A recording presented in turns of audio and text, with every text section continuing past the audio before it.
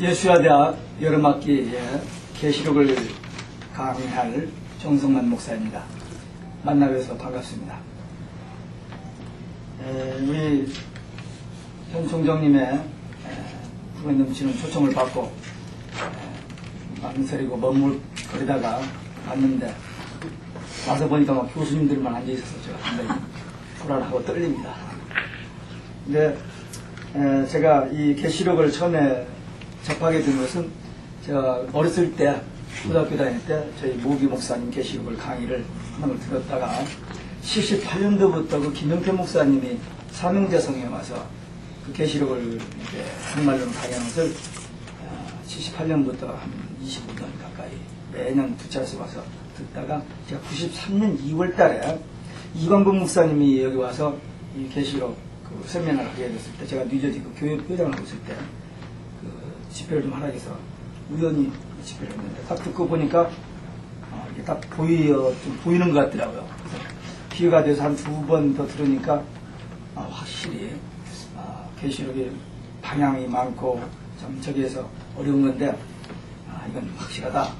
이제 그분이 뭐 한 20여 년 동안 한국 목회자들한테 계속 강의를 했고 이단 시비에 걸려들지 않고 검증이 됐기 때문에 저도 확신을 가지고 신학교에서 강의를 몇 번 했고요.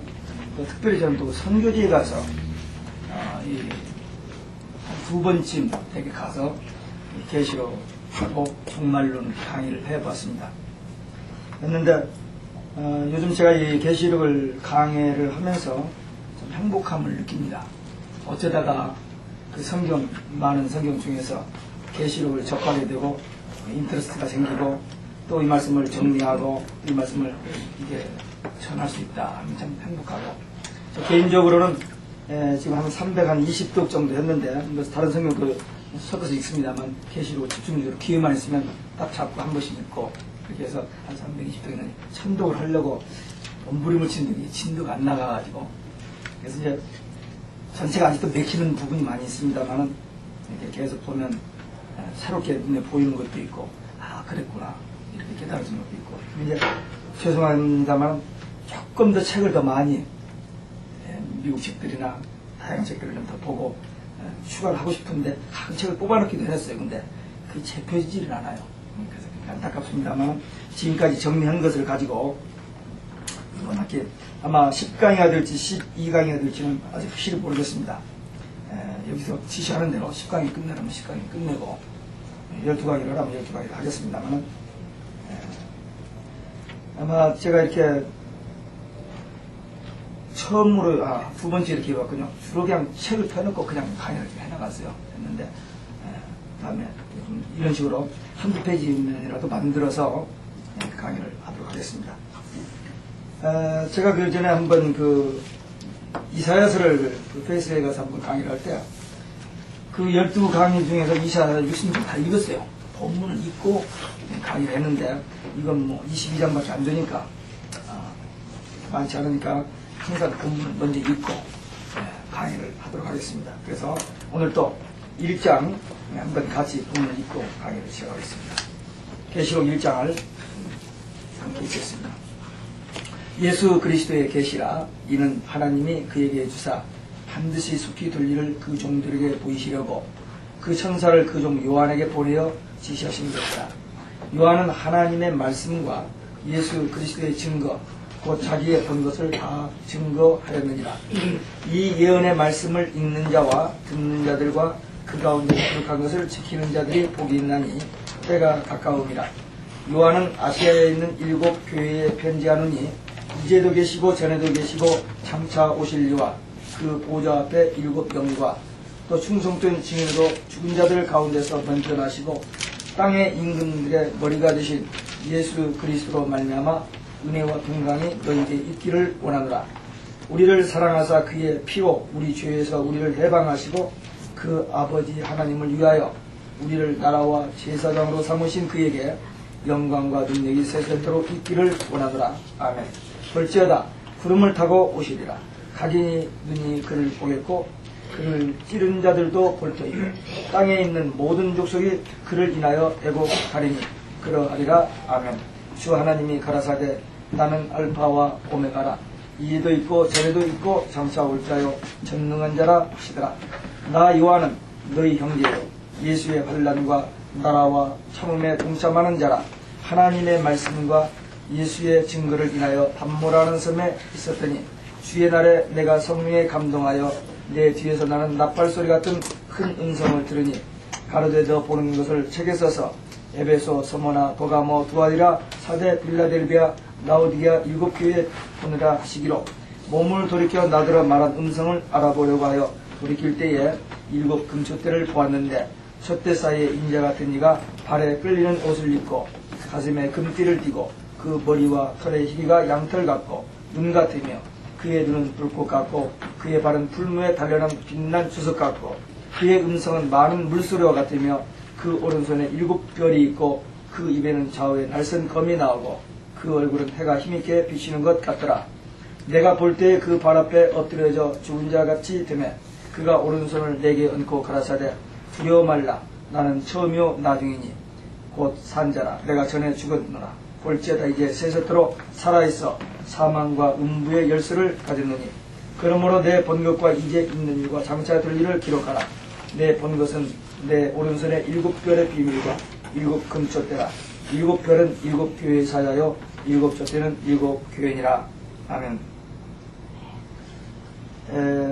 저는 설교도 그렇고 강의도 그렇고 되도록이면 성경을 떠나지 않으려고만 합니다. 그래서 성경에서 말하는 것을 벗어나면 권리남용이니까 본문 주제를 벗어나지 않으려고 설교도 그렇게 하고 계시록 강의해도 학자들이 얘기는 아마 거의 안 할 겁니다.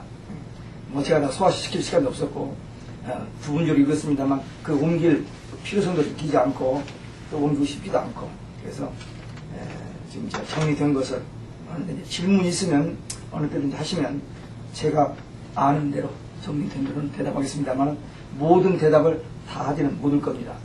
저도 아직 열리지 않은 부분들이 있기 때문에 이 계시록은 예수 그리스도의 계시입니다.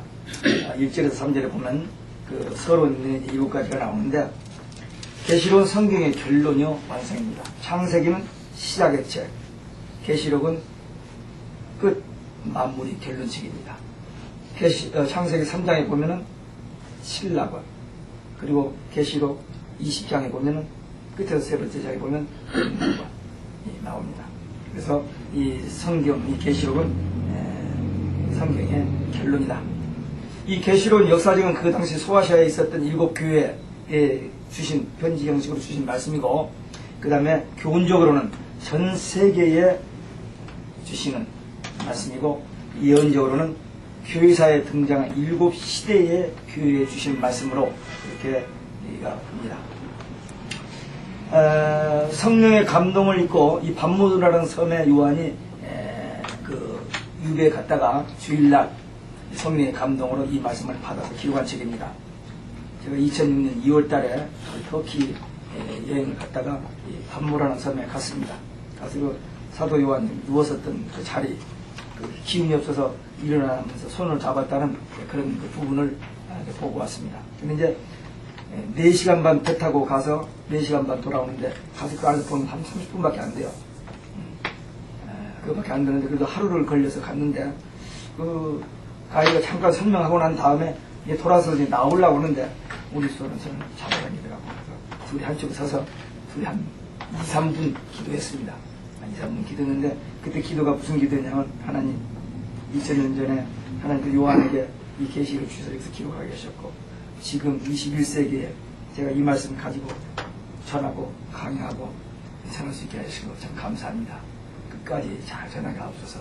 그 기도하고 왔는데 그 한 열흘 동안에 터키 여행에 클라이막스가 거기 있던 것 같아요. 근데 이제 그 배가 풍랑 때문에 못 간다고 그 가이드가 자꾸 돌려고 딴 데로. 왜냐면 2주 전에 한국에서 한 70명 왔는데 풍랑 만나서 너무 고생했기 때문에 돌리자고 막 그러는데 우리 그것 때문에 왔는데 그래가지고 무기고 갔습니다. 근데 미리 약한 사람은 한 10명은 기권하고 한 30몇 명이 갔는데 기도 한 2, 3일 전부터 했는데 그날 날이 좋아서 잘 갔다 왔습니다. 그래서 계시록을 이 1장을 볼 때마다 그때 상황이 이렇게 연상됩니다. 이 계시록은요 전 성경을 배경으로 하고 있습니다. 404절인데 그중에 278절이 구약의 시작 성경 전체에 26권의 성경이 인용되고 있습니다.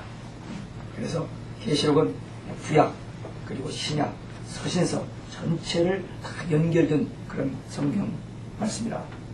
그리고 계시록은 시대적으로는 마지막 때에 반드시 될 일입니다.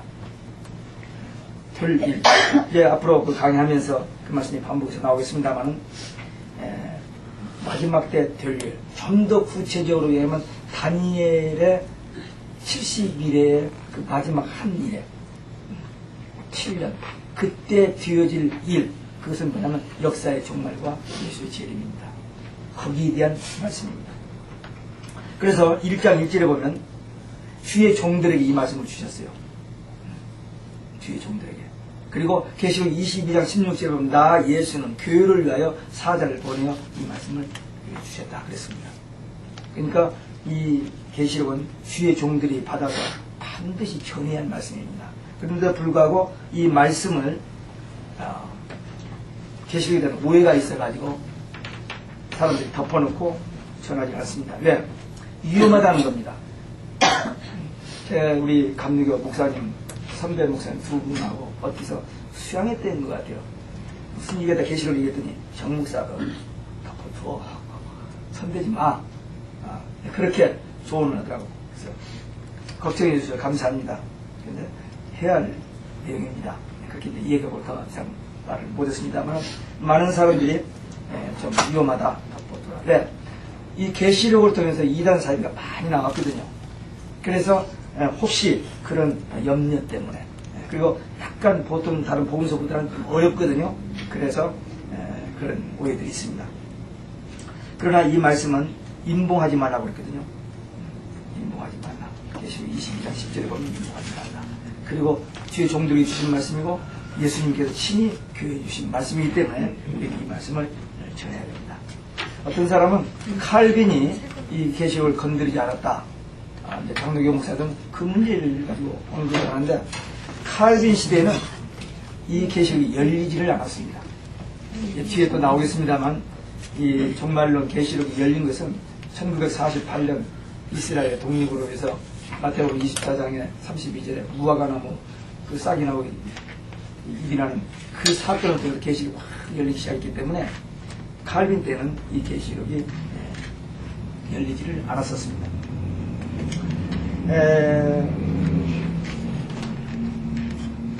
이 계시록의 이름입니다. 본서의 이름은 예수 그리스도의 계시라고 그랬어요. 근데 여기 왜 우리 성경 요한계시록이 되냐? 2세기에 그 사도 요한의 제자였던 폴리갑의 제자 이레네우스가 이 요한계시록의 이름을 붙여서 그 뒤에는 이 성경이 요한계시록으로 그렇게 됐습니다. 그 전에는 예수 그리스도의 계시였습니다. 예수 그리스도께서 이 계시의 창시자고 주체이시기 때문에 이게 예수 그리스도 계시라고 맞는데 그런 이유로 인해서 요한계시록이라고 이름이 붙었습니다. 계시록의 저자는 누구죠? 그렇게 되게 쉽죠. 근데 다시 보면은 예수님이죠. 요한은 기록자입니다. 저자가 아니죠. 하나님이 예수님에게 주셔서 예수님이 주의 사자를 통해서 주의 종들에게 보시고 사자를 보내어 요한에게 지시해서 요한 기록에서 전달하는 거죠. 요한은 기록자지 저자가 아니라는 거죠. 그런 것들을 우리가 좀 공부하면서 참고해 주겠습니다. 우리가 알다시피 구약은 오실 예수, 신약은 오신 예수, 계시록은 다시 오실 그리스도에 대한 증거하는 책입니다. 그래서 계시록의 저자는 예수고 기록자는 요한입니다. 그 다음에 계시록의 내용이 뭐냐? 아까 서론에서 언급이 됐습니다만 여기 1장에 나오는 말대로 반드시 속히 될 일입니다. 하나님께서 예수님께 주시고 예수님께서 주의 사자를 통해서 요한에게 주어서 기록하게 하셔서 이 말씀은 반드시 속히 되리니. 반드시란 말은 하나님께서 예정하신, 하나님께서 계획하신 대로 반드시 틀림없이 그대로 된다는 그런 의미입니다. 그 다음에는 속히라는 말은 언제인지는 모르죠. 언제인지는 모르지만 하나님의 정하신 때가 되면은 반드시 역사적으로 이루어질 일입니다.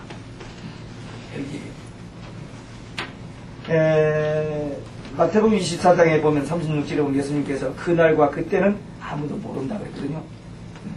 그리고 사도행전 1장 6절 7절에 보면 제자들이 마지막으로 다시 부활하신 예수님 앞에서 그때가 언제입니까 물어보니까 너희 알 바가 아니라 그랬습니다. 딱 잡아댔죠 예수님께서. 그런데도 불구하고 아직도 이 날짜를 계산해서 맞춰가지고 날짜를 얘기하는 사람들이 많이 있습니다.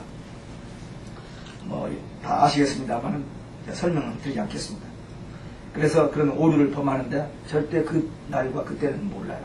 그러나 상황적으로 또 예수님께서 그 날은 모른다 했지만 이러이러한 징조가 있을 것이라고 마태복음 24장에 많이 말씀하셨고 요한계시록에 다 예언하셨기 때문에 우리가 살고 있는 이 시대에 되어지는 일들을 보면서 아하 그때가 가까워지는구나 이것을 알 수가 있습니다.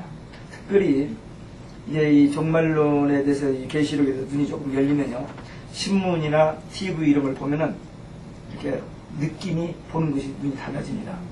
요즘 뭐 지진이 일어난다든지 기아라든지 환경 문제라든지 지구의 온난화 이런 모든 것들이 학자들이나 이 저 세상 사람들은 다른 측면을 자기들 해결해 보겠다고 그러는데 우리는 그게 아니죠. 해결해 지금 뭐가 오고 있다는 걸 감지하는 거거든요. 아 성경에 예언된 것들이 지금 우리 눈앞에 우리 현 시대에 이렇게 구체적으로 더 점점 다가오고 있구나라는 걸 보고 깨어 근신하고 기도하면서 우리 사명을 더 열심히 감당해야 하는데 세상 사람들은 자기들을 해결해 보겠다고. 특별히 요즘 이제 뒤에도 나오겠습니다만 세계 모든 사람들 관심이 평화입니다. 그 피스라는 말 하나에 모든 종교가 다 통합되고 있어요. 그 세계 모든 종교가 다 하나로 묶어져가지고 한 가스를 믿는다고 합니다. 그들이 말이 맞습니다. 그들은 한 신을 믿어요. 그들이 믿는 그 한 신. 근데 우리가 믿는 하나님은 저들이 말하는 그런 신이 아니거든요. I am that I am. 나는 스스로 있는 여호와. 유일하신 여호와 하나님이시거든요. 이게 다른 겁니다. 근데 오늘날 그 모든 종교가 하나 되어서 지금 가라지를 묶는 작업을 하고 있는데, 우리는 그런 것이 이렇게 보여지는데, 저들은 자기들이 세계 평화를 한번 만들어 보겠다고 막 기를 쓰고 있는데, 저 그리스도의 탄생을 위한 환경 조성입니다. 뒤에 이제 자세히 나옵니다. 본문에서입니다. 알겠습니다만. 그래서 우리는 이런 시대를 보면서 속히 곧입니다. 곧. 나중에 보겠습니다. 요한계시록 9장 15절에 보면 그 연월시. 우리는 몰라요. 근데 하나님만 아시는 그 연월시에 불과 유황과 연기에 큰 전쟁이 있을 것이다. 라고 얘기되어 있거든요. 지금 뭐 5나라만 핵을 가졌다고 통제를 했습니다만 이제는 한 몇 년 안에 20개국에 30개국 전부 핵을 갔습니다. 만들어놨다 어떻쓰게요? 어느 날 한꺼번에 다 써질 겁니다. 그 하기라면 인구의 3분의 1이 죽는다고 그랬어요. 지금 67억 70억이니까 20몇 억이 죽는 그런 전쟁이 있을 것을 성경이 예언했고 하나에 보면은 그런 게 보여지잖아요. 그래서 속히 그 다음에 될 일입니다. 지금 우리가 라오디게아 교회 시대에 살고 있습니다.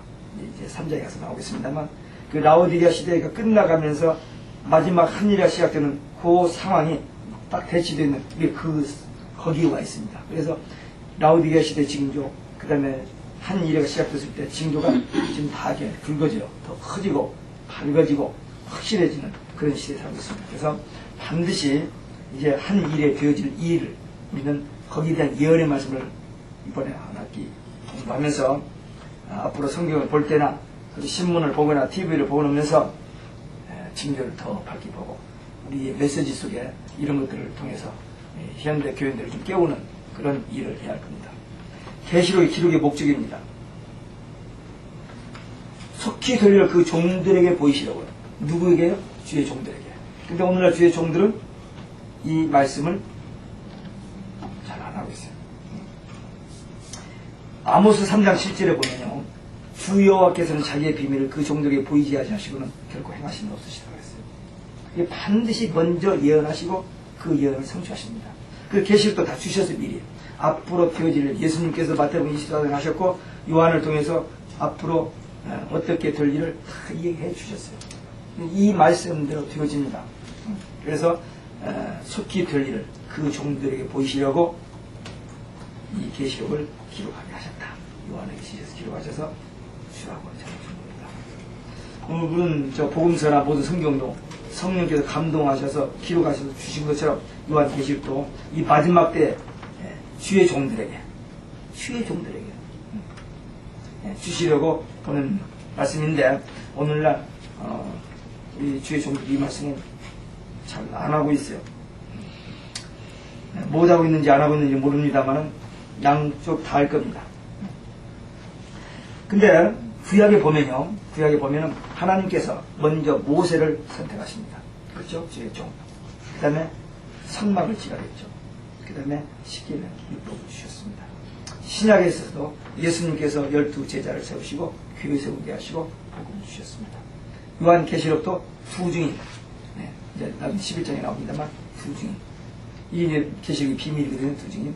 그 다음에 그 두 증인에게 작은 책을 줍니다. 참교회가 있고요. 11장은 두 증인 참 종들이고 그 다음에 12장은 참교회. 그래서 마지막에 시대에 정말 하나님의 뜻을 이루는 데 쓰임받는 참 종과 참 교회가 있습니다. 그 교회를 통해서 주시는 전해질 말씀은 작은 책 요한계시록입니다. 영원한 복음이죠. 요한복음 계시록 14장 보면 영원한 복음이란 성경에 딱 한 번 나오는 단어가 있어요. 영원한 복음. 그래서 우리는 이 말씀을 받아서 전해야 돼요. 이 말씀을. 1장에서요. 이 세 가지가 이 주의 종, 그 다음에 교회, 그 다음에 말씀. 이것이 나오는 거죠. 그러니까 구약도 신약도 계시록도. 그러니까 우리는 이 시대에 사는 우리들은 이 맥을 짚어서 우리는 반드시 두 증인이 되어야 됩니다. 마지막 때 이 복음을 전해, 이 작은 책을 전해야 때를 따라 양식을 나눠주는 충성된 종이지 맨 복 받으라고 하고 뭐 파지티브 싱킹이나 이야기해가지고 잘들하고 하면 안 됩니다. 제가 한 몇 개월 동안을 하도 어떻게 채널 세븐틴을 통해서도 보니까 그 교인들이 너무나 은혜 받는 것을 보고 그 조엘 오스틴 그 TV를 방송을 한 6개월 정도, 한 4, 5개월 들었어요. 좀 잘한다. 참 잘한다. 근데 가만히 들어보니까 딱 보면 파지티브 싱킹이잖아요. 근데 워낙 재밌게 하고 그 청중들이 은혜 받는 모습을 보고 나도 좀 저렇게 설교를 내고 싶어서 이제 관심을 가지고 보았는데 나는 그렇게는 안 되더라고요. 딱딱하고 성경 얘기만 하니까 뭐 보는 사람도 많고 그런데 어쨌든 근데 그분이 최근에 한 2년 전인가 1년 전인가 그 신문에 나온 걸 보니까 기자 그분 책이 이제 나오기도 전에 미리 그 뭐 책이라 하는데 그 1300만 뭐 책에 뭐 기록한 그 얘기 중에 기자 질문에 자기는 시인에 대해서 설교를 한다 그 말을 하더라고요. 예, 그게 지금 그분뿐만 아니라 많은 사람들이 그런 사람도 있습니다. 많은 사람들이. 근데 많은 사람들이 몰려가고 좋습니다. 그러나 기독교의 복음은 신, 예수 십자가 빠지면 안 됩니다. 그 사도행전 17장에 보면 바울이 가서 그 유시간 학식 가지고 철학자도 다 만나서 한번 멋있게 전했는데 실패하고 나서 고린도에 가서 난 다시는 그 배설물을 여기고 오직 예수와 십자가 뜻이 우리들 이 시대에 안 들으려고 하죠. 사람들이 피곤하다고 안 들으려고 하지만 우리 피곤한 사람들이 위로달라고 하지만 그러나 그런 메시지도 있어야겠습니다만 듣든 안 듣든 우리는 이 시대에 비친 말은 이 작은 책입니다. 그래서 계시록 10장 9절 11절 보면 먹어버려라. 그리고 다시 예언해야 하라고 했습니다. 그래서 먹어버리려고 애를 쓰는데 바빠가지고 잘 안 먹어집니다. 이게 좀 저 약점입니다만 그러나 어떻게든 이제 한번 좀 기회가 되어지면 좀 푸시해가지고 찬도를 해낼 겁니다. 그런데 전 계시록 읽을 때마다 그 보여지는 거 그런 것을 참 많은 은혜를 체험합니다. 계시록의 특성이 뭐냐면 보는 책입니다. 본다, 보라, 내게 보여줬다 이런 말이 굉장히 많이 나와요. 여러분들 성경 읽으시죠? 저는 성경 봅니다. 읽지 않고. 제가 한 번은 기독교 복음신보사의 신문에 밑에 나왔는데 성경 읽기 대학이라는 말이 광고가 딱 나오더라고요. 좀 희한하다. 전화 한번 했더니 미시간에 있는데 서울대에 나와가지고 주지원을 왔다가 은혜 받고 목사가 돼서 교회를 개최했는데 할 일 없이 성경만 읽는 이 사람이 아침부터 앉아서 그러다가 성경 읽는 어떤 법을 터득해가지고 그 누구한테 전수해보고 싶어서 그 신문에다 용감하게 낸 거예요. 그래서 내가 마침 우리 아들이 그 시간에 졸업식이 있어서 가면서 그 목사님한테 한 2시간 이 얘기를 들어봤더니 맥센스하고 좀 공감이 가더라고. 그래서 내가 그 2시간 그분한테 그 성경 읽기를 배웠어요. 배워가지고 한 1년 동안 제가 한 2주나 한 달에 한 번씩 제가 성경 읽는 것을 리포트를 해서 들어갑니다. 그 제가 매일 성경 읽는 것을 노트에다 기록했습니다. 이렇게 큰 대학노트 한쪽에다 10칸을 나눠가지고 월요일부터 금요일까지만 읽어서 토요일날 주일날 안 읽고 그래서 몇 시부터 어디를 읽고 이렇게 다 기록해가지고 팩스로 보내서 그렇게 한 1년 내가 그분한테 전문 목사한테 후배 목사한테 그때가 나이가 벌써 2000년 5월 1일이니까 지금 5살 너무 늦었어. 조금만 젊었을 때더라고. 그때 시작했어요. 해가지고는 마태복음 1장을 한 2번, 3번 그리고 2장을 3장, 4장, 5장 그렇게 읽고 1장부터 5장까지 다시 2번, 3번 이렇게 읽고 그래서 6장부터 10장, 1장부터 매일 그렇게 반복해서 하루에 한 3시간, 3시간 반 정도로 읽는데 제가 여기 지금 기록도 있습니다만은 한 6개월 지나니까요. 6개월 지나니까 2001년 2월 10일 7개월 지났네요. 7개월 지났을 때 마태복음, 요한복음 189페이지를 60분에 읽고 창세기 출애굽기 146페이지를 40분, 시편 자면 전도서 155페이지를 50분, 사도행전 계시록 73페이지 40분, 3시간 동안에 제가 읽었고요. 2001년 12월 12월 17일 그러니까 한 1년 반 됐을 때 1년 반 됐을 때는 671페이지를 3시간 반에 읽었어요. 그렇게 정독을 하는데도요 계속 반복하니까 계속 막 스피드가 붙는 거예요. 그래서 나중에 이렇게 못 넘기고 여기다가 고무장갑 있어요. 조그마한 거. 그거를 이렇게 넘깁니다. 그러니까 어떤 사람은 성경을 한 장을 읽고 큐티를 하잖아요. 그래서 저는 창세기부터 그 열 몇 권의 책을 하루아침에 3시간 반 읽고 나서 큐티를 하는 거예요. 그냥 읽으면서 아까 어디서 봤는데 하면서 연결시키면서 성경을 보기 시작했어요. 근데 제가 이사를 가가지고 그걸 못해버렸어요. 그때 이제 제가 이거 할 때는 우리 집사람이 미국 교회 바로 옆에 파선리가 붙어있고 제가 교회가 멀어서 새벽 기도를 안 한대요. 그러니까 새벽에 가서 기도하고 아침 9시나 9시 반까지 성경 쭉 읽으니까 그게 가능했는데 이사 가가지고 새벽 기도도 생기고 이게 회복을 못해가지고 671페이지만 성경 3분의 1입니다. 3분의 1을 하루아침에 한 3시간, 3시간 반 동안 읽어냈어요. 그렇게 큐티를 했었는데 요즘은 그래서 제가 시편 119편 18절에는 내 눈을 열어 주의 법에 기이하면서 보게 하소서 그 컨셉으로 성경 봅니다. 읽지 않고 읽을 시간 없어요. 보니까 이렇게 봐요. 근데 이제 아까 처음에 얘기했잖아. 이 한 장을 이미 잘 아는 성경인데도 3번, 4번 읽고 매일 반복해서 읽으니까 이거 딱 피면 이게 한눈에 제 머리에 딱 들어옵니다. 이렇게 들어와서 그렇게 읽었는데 제가 지난번에 한번 결혼 그 주례를 하면서 상담을 2번 하면서 그 전도사한테 제가 이걸 지도했어요. 당신 둘이 인생의 가장 중요한 만남이 있고 예수님 만났는데 선생 있는 양이 없대. 내가 내 선생 그랬다. 했더니 그 아버지 목사가 저 목사님 물에 끼게 당장 쟤들이 그냥 그 열심을 한다고 좋아하더라고요. 근데 계시록은 보는 책입니다. 자꾸 보면 보여져요. 어제 안 보였던 말씀이 오늘 보여지고 그전에 안 보였던 말씀이 새롭게 보여집니다. 그래서 계속 계시록은 보는 책입니다. 그 다음에 계시록의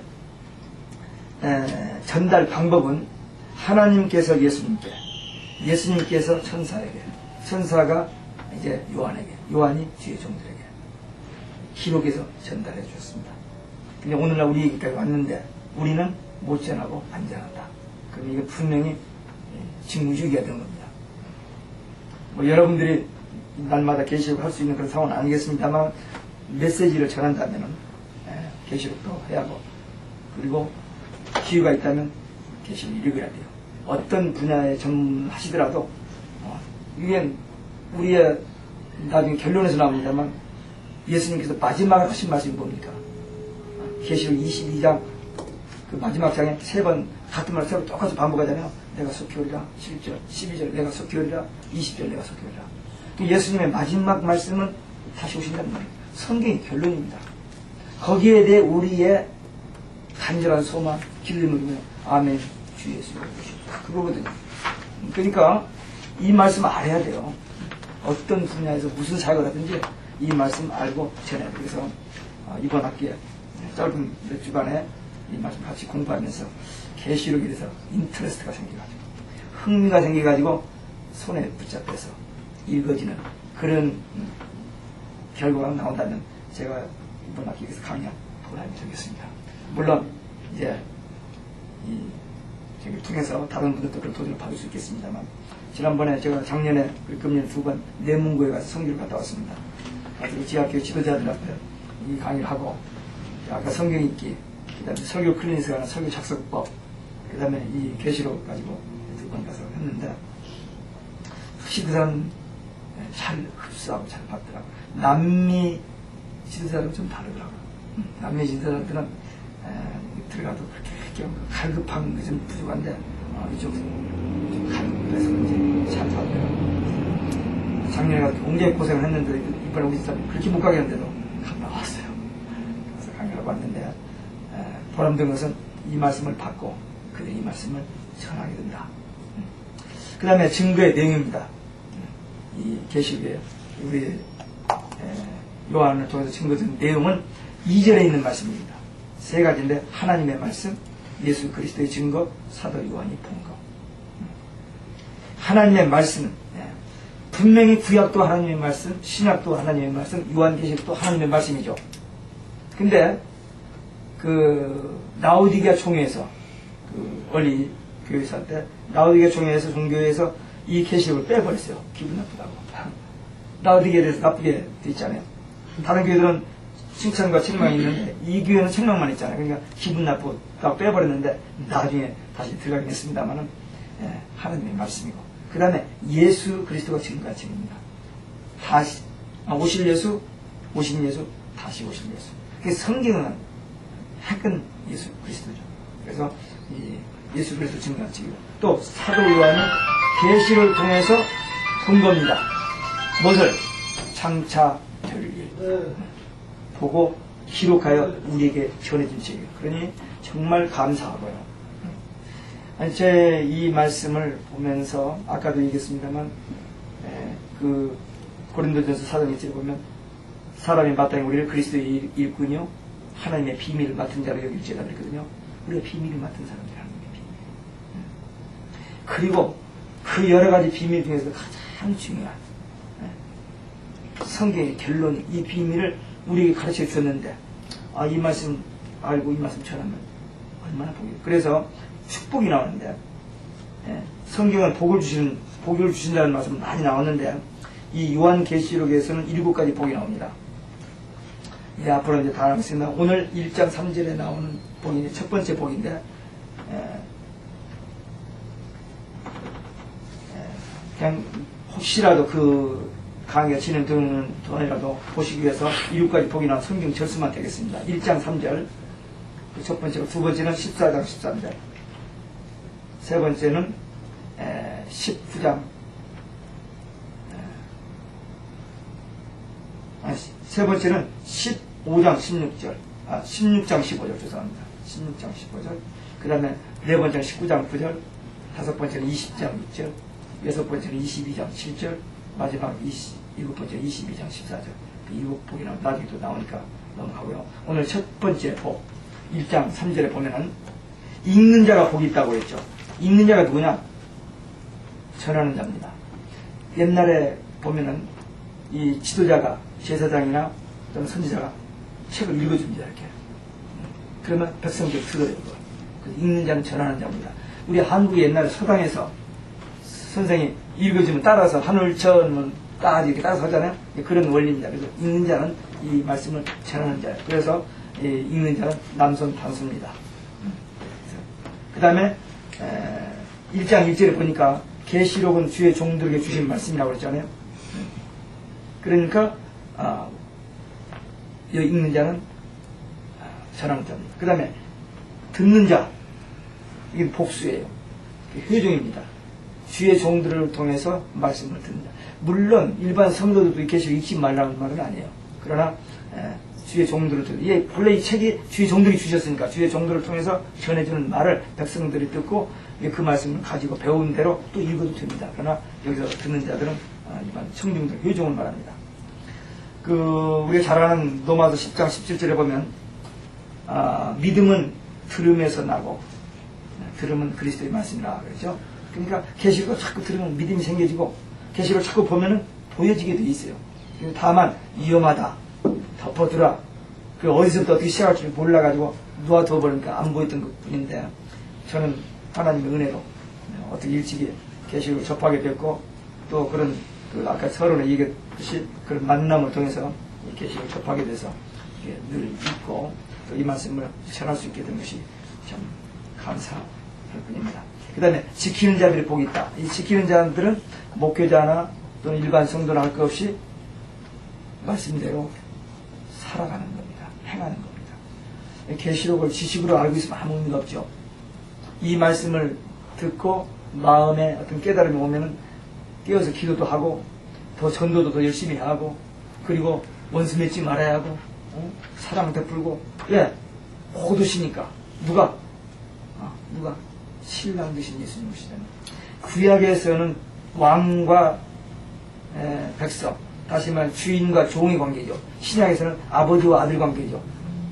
아버지와 아들 관계도 가깝기는 가깝지만 그렇게 가깝지 않습니다. 근데 신랑과 신부의 관계는 이건 신비한 관계죠. 요즘 가끔 젊은이들 보면 오빠라는 사람들이 있어. 남편한테. 요즘 성경 공부를 가는 집안에 있는데 꼭 오빠라고 그래서 오빠가 어떻게 살아? 그냥 킥킥대면서 막 고치려는데 안 고쳐진대. 오빠 앞에서 못 벗을 수 없잖아요. 이게 아버지와 아들 관계보다도 신랑과 신부의 관계. 그래서 계시록은 더 네, 그분이 꼭 우리를 데리러 오시는 거예요 지금. 그 소망 가운데 살기 때문에 이 계시록이 그렇게 귀하고 복된 말씀입니다. 복이 있는 이유입니다. 복이 있는 이유 여기까지만 하겠습니다. 본문에서 복의 근원이 되시는 예언의 말씀, 그리고 복을 누리는 방법이 제시되어 있습니다. 읽고 듣고 지키는 자. 그 다음에 복이 되는 이유가 뭐냐면 때가 가깝기 때문입니다. 그래서 성경 어디를 읽어도 다 복이 되지만 특별히 이 작은 책, 이 계시록을 읽는 것이 복이 되는 이유는 뭐냐면 이게 하나님의 말씀이고 예언의 말씀이고, 그 다음에 때가 가깝기 때문에 이 말씀을 읽어야 된다. 그 다음에 이 때라는 말이요, 때라는 말이 호라라는 말이 있는데, 그 말은 그냥 우리가 보통 어떤 습관적인 때, 규정된 때를 말할 때 호라라는 말을 쓰고, 크로노스라는 말이 있는데, 그것은 우리가 몇 시, 몇 분 하는 그런 데서 그 시간은 크로노스입니다. 시간의 흐름을 말하는 거고, 카이로스라는 시간이 있는데, 이것은 장소, 상황, 시간에 있어서 결정적인 시점. 그러니까 하나님의 정하신 때, 이런 때 쓰는 단어가 카이로스입니다. 그래서 이 때가 가깝다는 말은 하나님이 정하신 그때가 아주 가까웠다. 그래서 우리는 이 작은 책, 이 영원한 복, 이 계시록, 이 책을 읽으면 복이 된다. 그랬습니다. 1장 3절에서 때가 가까움이라로 시작해가지고 요한계시록 22장 7절에 보면 다시 때가 가까움이라는 말로 마치고 있습니다. 그래서 계시록은 마지막 한 일을 두고 주신 말씀이기 때문에 이 말씀을 보면서 이 시대 진행을 보면 이 시대가 어디까지 왔다는 것을 우리가 감을 잡을 수 있습니다. 그래서 계시록에 대해서 관심을 가지고 이 눈이 열려서 계시록을 보는 눈이 열려서 계시록을 보고 또 이 말씀 속에 있는 그 놀라운 하나님의 비밀을 깨닫고 받아서 또 다른 사람에게 전하는 그런 사명의 삶을 되시기 바랍니다. 여기까지 하고 또 그 다음부터는 시간을 하겠습니다. 시간을 제가 마친다고 했는데 맞는지 모르겠습니다.